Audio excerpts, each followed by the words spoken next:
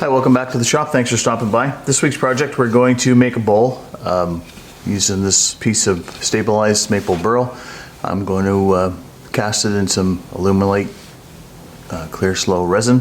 Had a request from a customer who saw a video of a vase that I made in a previous video and asked if I could make a bowl with the same sort of wood in the same color. So not normally able to do that, but in this case I was, and so that's what we're going to do today. And I kind of beat around the idea of which way I wanted this, whether I wanted wood on top and resin on the bottom, or whether I wanted it the other way around, and I decided on putting the wood on the bottom and the resin on top. So what I'm going to do is I'm going to overfill my mold. The plan will be to have 1/4 to 1/4 of an inch of resin around the top of the lip, all the way around, or on the high points at least, and then of course it'll all be resin in here. So I've got my mold, and I have actually made the burl to fit the mold. So it fits down in there nicely. I measured it with rice to see how much resin I need to make. And this was a good one to do that too, because there's not a lot of voids in it, so there wasn't rice stuck in little holes. So I just kind of pre-measured that out before I started filming. So the high part of the burl is right here. So I'm a little higher than what I needed to be there, so that'll work out just fine. So I'm going to put this back in these containers. So I'm going to divide this up evenly into these two containers so that I know how much of each side of A and B by volume that I need.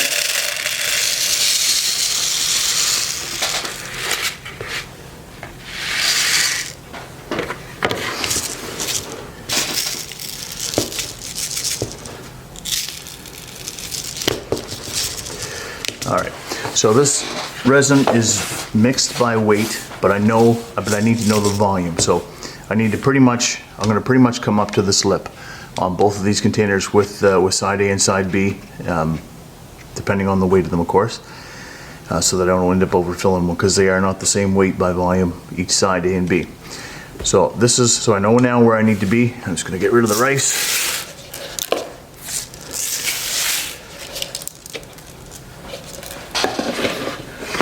Wipe out my mold.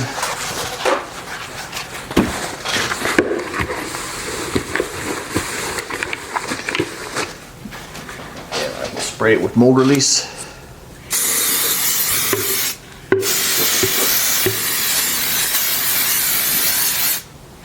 Just set that aside for now. So when I dried this burl, when it was completely dry, it weighed 536 grams, and now that it's been stabilized, you can see that it's 1177.5 grams. So it doubled its weight by the amount of resin that got absorbed by displacing the air that was in this wood. So I know that that's a really well stabilized piece of wood now. I'm kind of fortunate I had a little hump here in the center, which is all going to be turned away. So I just sanded this piece flat. That's going to allow me to put a block of wood on it and a weight, so that when it's in the vacuum, or in the pressure pot rather, I won't have to worry about it floating up on me. Because hot melt glue doesn't stick very well to mold release, and there's a chance that it could come loose in the pressure pot once it's in there carrying overnight, and you wake up the next day and your wood's floated. This shouldn't float because it's really heavy. So, all right. So I know how much A and B I need. So I'm going to start off by doing that. And I'll zero each cup. They're exactly the same cup, but I'm going to zero them anyway, which is a good habit to get into. And I'm going to pour this until it is to the top. And I need to start marking my containers, because one side is heavier than the other, and there's a chance that my next container, if it's the light side, will be too full. So that's 821.7 grams. I'm going to put the same amount in this one, and that's how close those containers are to being exact, which is great. So now we'll do the side A, that was side B.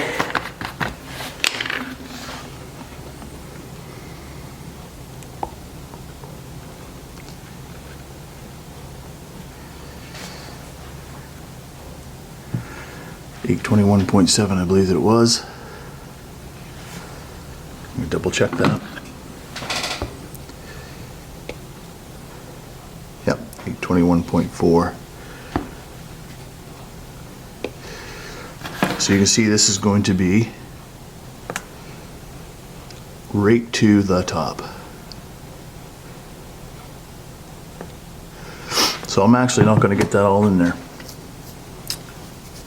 So what I'm going to do is we're going to go with 794, I guess. I'll put another little drop in this. 798. Okay, not going to play with that. 799.2. So I'm going to actually take some out of this other one until I get to that amount. You see the difference in the volume by weight. That's why you've got to be really careful and not just make the same amount of each. Alright, bring some back. Alright, 799.2.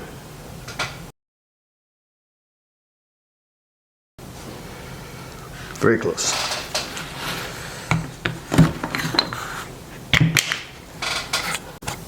Alright, so we got everything measured out now, so I'm going to pour side A and side B in here together.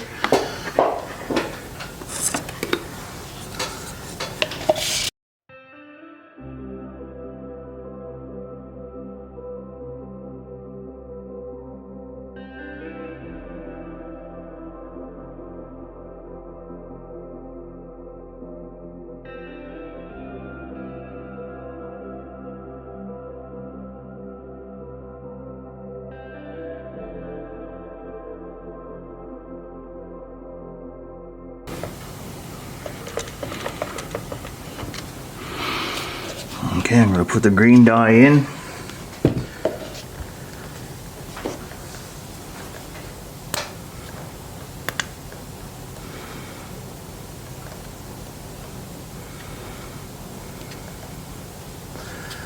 And I'm going to mix that in next.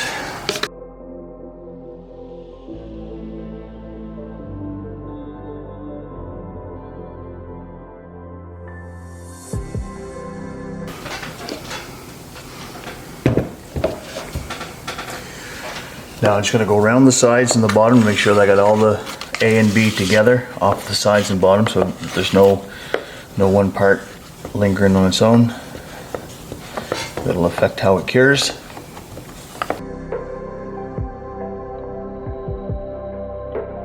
You can do a lot of different things with coloring your resin in terms of when you put your colors in, or how when you mixed your colors together. If you leave it until it's almost ready to set, so you take a temperature gun and you keep an eye on it, and when it gets around 95 degrees, then you mix them together, you get a lot more separation of the colors. And a lot of people kind of wonder why I'm going to separate this into 3 containers and put different mica powders in each one, and people wonder why I do that when I dump them all in together. But it stays, it stays unmixed enough. It does mix together, but there's enough separation that it does give me a look that I like, and that's what I'm sticking to. Someday for fun I will do one with the temperature gun and see how it looks. So I'm going to divide this into 3s.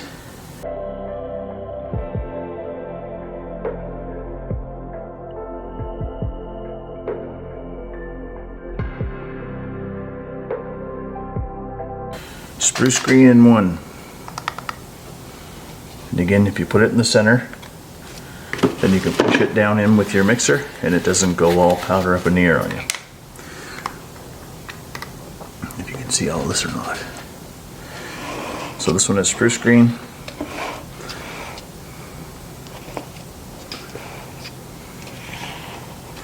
This one is going to get forest green. And actually I'm going to double those. That's what I should have done in the first place.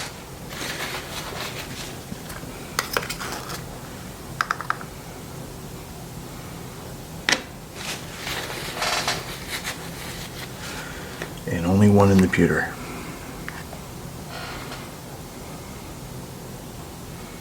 One and a little bit.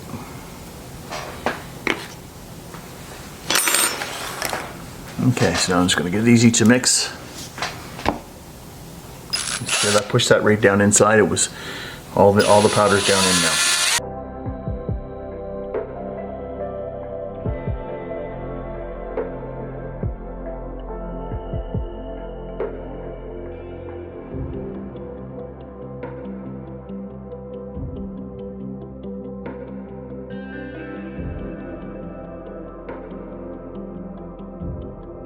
Now I'm just going to dump these in, a little bit of each at a time.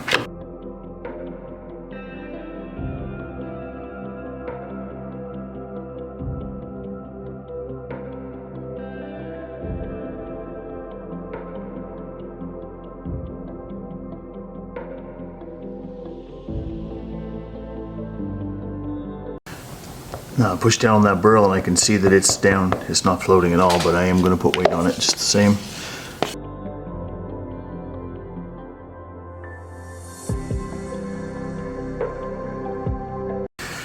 Now I'm just going to swirl it in a little bit. And this will mix on its own somewhat.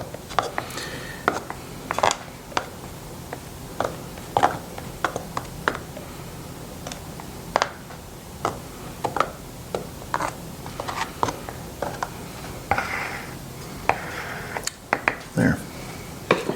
Now, my flat spot is right there. So, I'm going to set my piece of wood on that, and I'll put my weight on top of that, and I hope that the weight stays. I'm going to take no chances. I'm going to put double this up.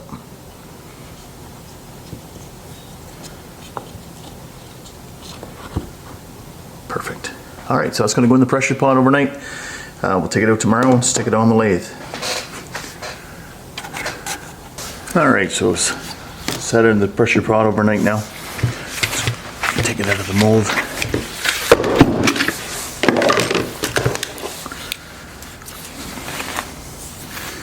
That looks pretty good.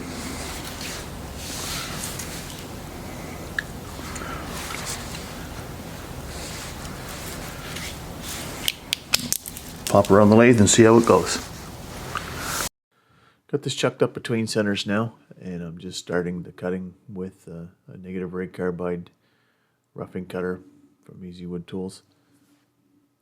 I just want to get the resin off the outside of the wood to see where the profile is, and then I'll start to do the shape.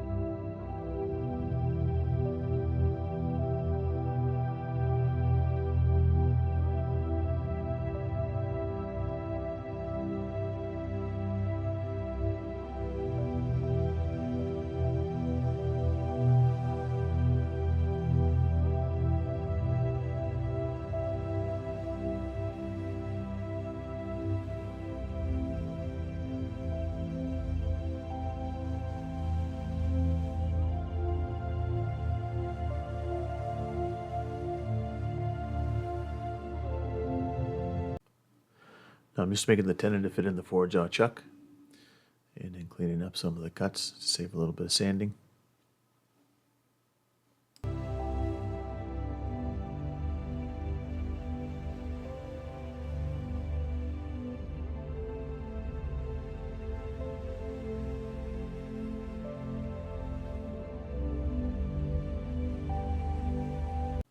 So I started sanding the outside with 180 grit, and I went up to 600 grit. Then I used regular and microfine abrasive paste, and then I sanded the rest of the way up to 2500.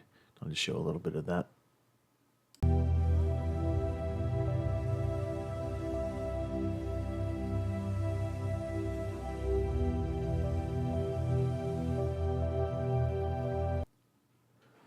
I got the outside finished now, and I'm just going to take it out of the chucks and replace the chuck with the 4-jaw and mount it by the tenon so I can start taking out the center.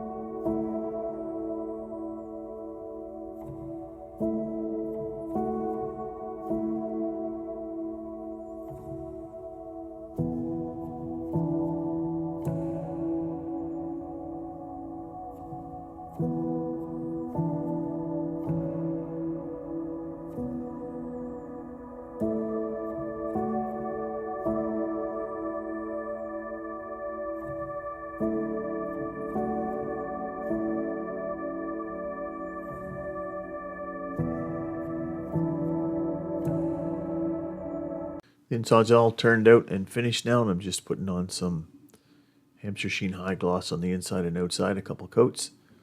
Then I'll get it flipped around and put it in my cold jaws and turn the bottom off.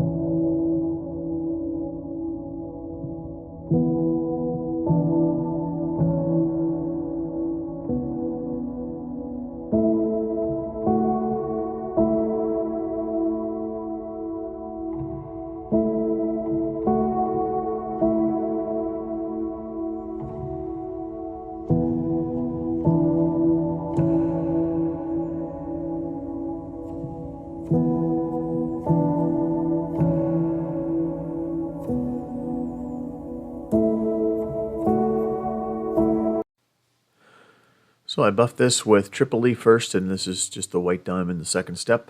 And I'll show a little bit of that here.